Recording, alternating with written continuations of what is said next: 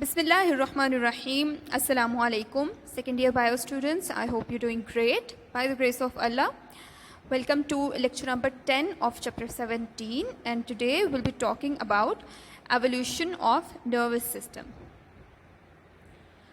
So previously, in our previous lectures, we have talked all about the type of nervous system which is present in animals and its central and functional unit, neuron क्या है और neuron की functioning जो है वो किस तरह से होती है. And we talked about the entire pathway of a nerve impulse as well. Now we're going to talk about the entire nervous system. So हमें उसके functional unit का तो पता चल गया. अब ये पूरा का पूरा जो nervous system है वो हमें animals में किस किस तरह से नज़र आता है या किन forms में नज़र आता है. So अगर evolution of nervous system यानी कि difference between different lower and higher organisms की बात हम करें तो हमारे पास दो main designs आते हैं nervous system के.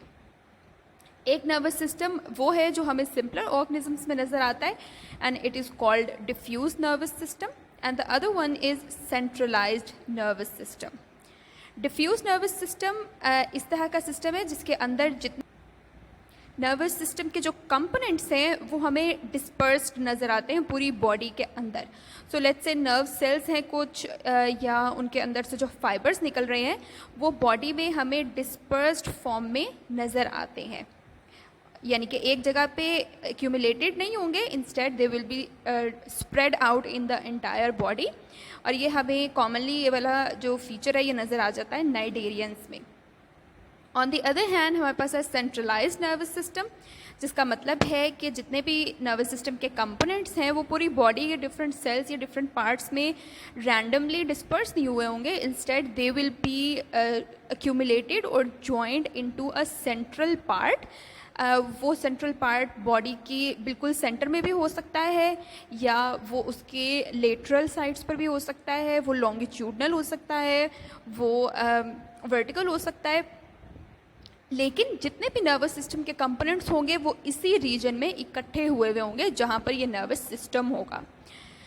और ये वाला फीचर हमें सिंपलर ऑर्गेनिजम्स लैटिहेल्मिन्थीज़ वगैरह में भी नज़र आता है और उसके अलावा ऑनवर्ड्स जितने भी एडवांस्ड एनिमल्स हैं उन सब के अंदर सेंट्रलाइज्ड नर्वस सिस्टम ही होता है. कॉर्डेट्स के बारे में तो हम अपने फर्स्ट ईयर में पढ़ कर आए हैं कि कॉर्डेट्स का नाम ही कॉर्डेटा इस वजह से है क्योंकि इनके अंदर कॉर्ड लाइक नर्वस सिस्टम या नर्व कॉर्ड प्रेजेंट होती है.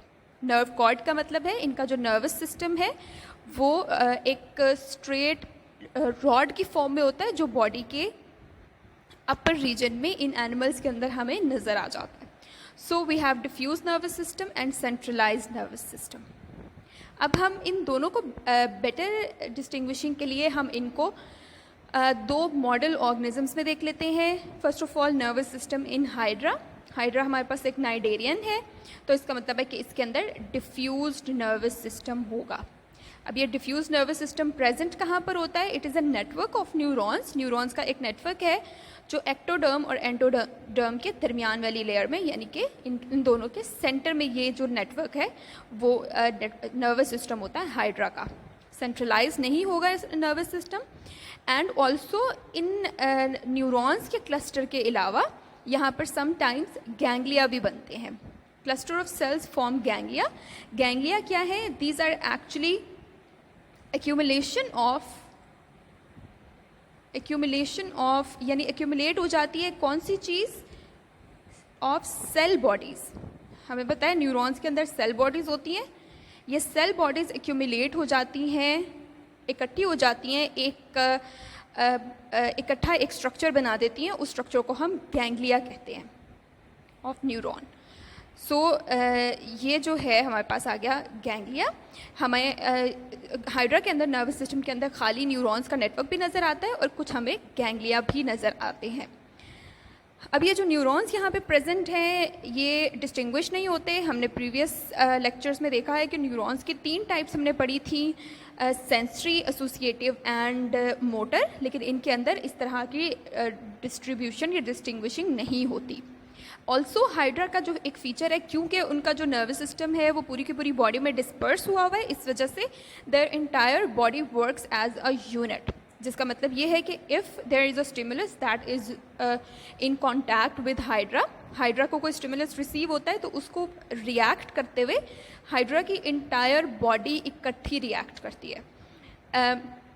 कॉमनली तो ज़्यादा सारे मेजर जो कुछ स्टिमुलाई हैं जैसे कीमो केमिकल स्टिमुलस है या इस तरह के जो स्टिमुलस हैं उनके ऊपर हाइड्रा इस तरह से रिएक्ट करता है कि वो एक सिंगल यूनिट की फॉर्म में करता है, बट समटाइम्स जो इसके टेंटिकल्स हैं वो ज़्यादा हमें रैपिड या ज़्यादा फास्ट मूवमेंट शो करवाते हैं। सो यहाँ पे आपको नर्वस सिस्टम नज़र आ रहा है हाइड्रा का।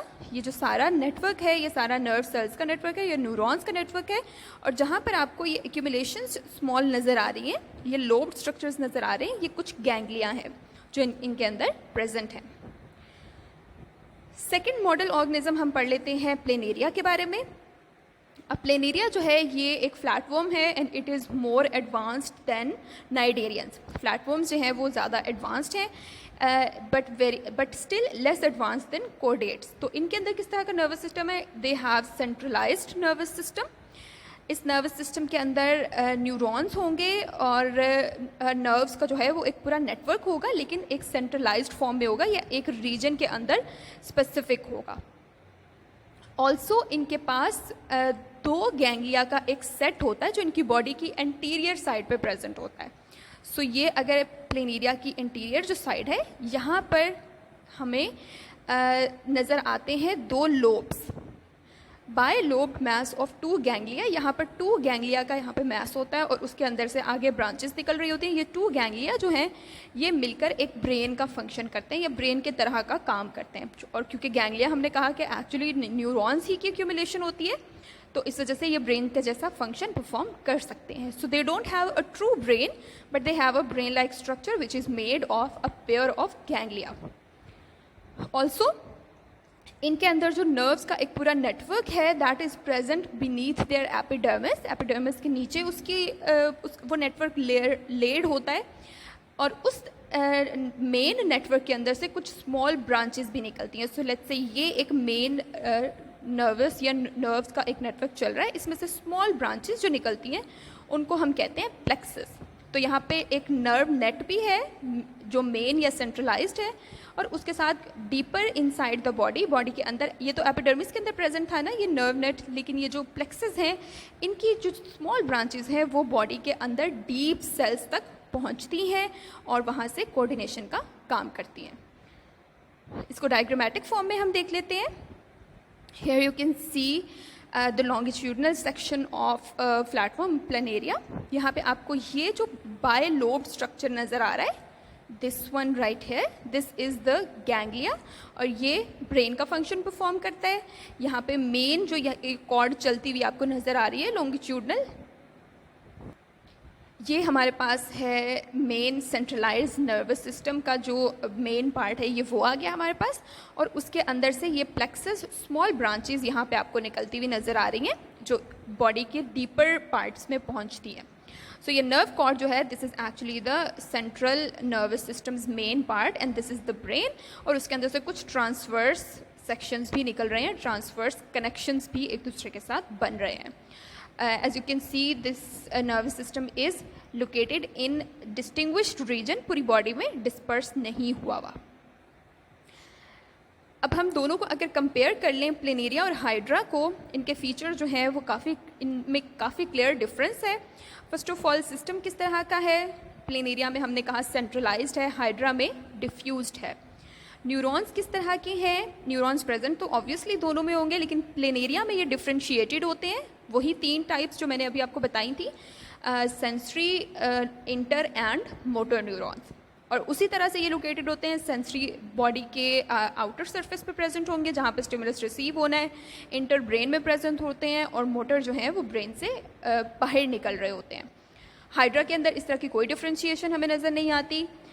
प्लेनेरिया के केस में हम देखते हैं कि उनकी बॉडी जो है उसके टॉप रीजन में दो आइज़ होती हैं। ये आइज़ जो हैं ये इनके सेंसरी ऑर्गन्स के तौर पे काम करती हैं, लेकिन हाइड्रा में इस तरह का कोई भी स्ट्रक्चर नहीं होता। अब रिसेप्टर्स की अगर हम बात करें, यानी कि जिन्होंने रिसीव करना है स्टिमुलस का, प्लेनेरिया में ये हमें प्रेजेंट मिलते हैं लेकिन हाइड्रा में ये एब्सेंट होते हैं। ऑल्सो लास्टली हम बात करते हैं कि नर्व्स किस तरह की हैं. तो नर्व्स इनके अंदर लॉन्गिट्यूडनल भी हैं और लेटरल भी हैं, हमने अभी देख लिया. लेकिन हाइड्रा में इस तरह का कुछ भी नहीं होता है. इंस्टेड उनकी नर्व्स जो उनके नर्व सेल्स हैं वो स्प्रेड हुए हुए होते हैं या डिस्पर्स हुए हुए होते हैं पूरी बॉडी में. सो इससे हमें पता चल रहा है कि हाइड्रा का जो नर्वस सिस्टम है that is very less differentiated and Planaria has quite advanced nervous system as compare to Hydra. Here you can see a comparison of both nervous system as well. This is the main nervous system of planaria with its brain-like structure, and in this case of hydra you can see it is completely dispersed in the entire body between epidermis and endodermis. So I hope you have understood the difference between these two model organisms. Inshallah, next time we'll talk about nervous system in humans. So I will see you in the next lecture. Allah Hafiz.